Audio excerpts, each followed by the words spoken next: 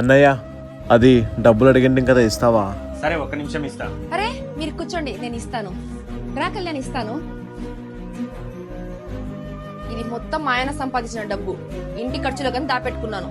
నీకు తిండి పెట్టడమే పెద్ద గొప్ప అంటే నీకు డబ్బులు కూడా కావాలా? మళ్ళా డబ్బులు ఏమేమి వెళ్ళు.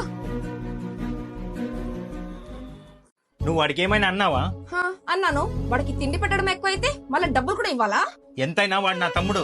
నువ్వు సంపాదించేదంతా ఇంటి ఖర్చుకి మీ తమ్ముడికి అయిపోతుంది. పెళ్ళైనప్పటి నుంచి అడుగుతున్నా, నన్ను ఎప్పుడైనా టూర్ కి తీసుకెళ్లారా? అన్నయ్య నాకు ఫస్ట్ సాలరీ వచ్చింది, తీసుకో అన్నయ్య. నాకెందుకు ఇస్తున్నావురా? నాన్న తర్వాత నాన్నలా చూసుకున్నావు, నీకు కాకపోతే ఇంకెవరికి ఇస్తా అన్నయ్య?